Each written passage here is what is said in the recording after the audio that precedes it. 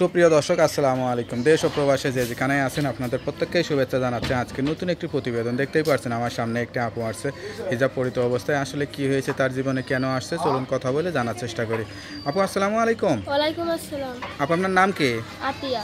আতিয়া আপু, কেমন আছেন আপনি? আছি মোটামুটি ভালো। কি চিন্তা বা কি আশা করে আসছেন প্রতিবেদনে? কি আশা করে আসছি যাতে ভালো একটা মনের মানুষ পাই, আমার পিছে দাঁড়ায়, সেরকম একটা মনের মানুষের জন্য আসছি। আচ্ছা, আমার আগে একটা বিয়ে হয়েছিল, সে স্বামী আমার ফালাতেও চলে গেছে। পরিবারে এখন কে কে আছে? পরিবারে আমি আর আমার আম্মু আছি। বাবা নাই? না। বিয়েটা কিভাবে হয়েছিল? বিয়েটা হয়েছিল, মা দিছিল। আচ্ছা আচ্ছা, তা সংসারটা ভেঙে গেল কেন? সংসারটা ভেঙে গেল, সে গাঁজামত খাইতো, মারধর করতো, তাই দিয়ে তালাক হয়ে গেছে। লেখাপড়া করছিলেন? লেখাপড়া সেরকম করি নাই।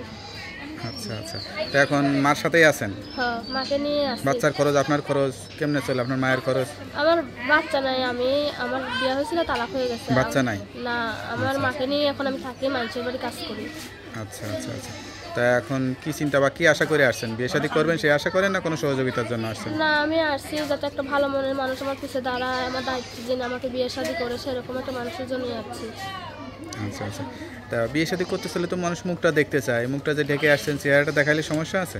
চেহারাটা যে আমার মনের মানুষ হইব সে একাই দেখবো। আমি তো মনে কর সবাই তো আমার মনের মানুষ হইব না, হইলে তো যে কোনো একজন হইব, যে আমার মনের মানুষ হইব সেই তো দেখবো। আচ্ছা আচ্ছা, তা এখন কষ্ট লাগে কোন বিষয়টা, স্বামী নাই সেইটা নাকি সংসারের অভাব সেটা? এখন কষ্ট লাগে যে মনে কর স্বামী ফালাইতে চলে বিয়ে শাদী করছে, মাকে নিয়ে থাকি, যাতে ভালো একটা মনের মানুষ পাইলে বিয়ে শাদী বসার চিন্তা ভাবনা করি। এখন তো একবার বিয়ে হয়েছে, ধরেন অনেক পুরুষ আছে তার বাচ্চা কাচ্চা থাকে, বউ মারা যায়, সেরকম এখন বিবাহিত পুরুষকে বিয়ে করবেন নাকি ইয়াং কোনো ছেলে চাচ্ছেন? না, সে বিবাহিত হোক, বুড়া হোক, জন হোক, তার বাচ্চা কাচ্চা থাকুক, আমার কোনো সমস্যা নেই। যা বলতেছেন সত্যি বলতেছেন? হ্যাঁ, সত্যি বলতেছি। কেউ যদি সরাসরি আসে, খোঁজ খবর নেয়, তাহলে তো দেখা সাক্ষাৎ করে বিয়ে করতে পারবেন। হ্যাঁ হ্যাঁ।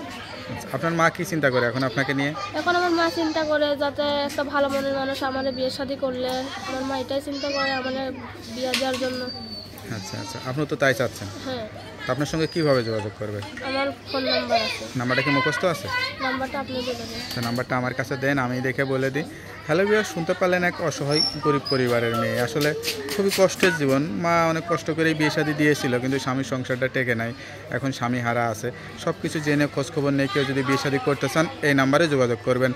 তার নাম্বারটি হচ্ছে 013089000181। নাম্বারটা তো আপনার কাছেই থাকে? হ্যাঁ, নাম্বারটা আমার কাছে থাকে। তার নাম্বারটা খোলা রাখবেন। আর আগে কখনো প্রতিবেদনে আসছিলেন? না, আমি আগে কখনো প্রতিবেদনে আসিনি, এই নতুন আইলাম। এই প্রথম আসলেন? হ্যাঁ।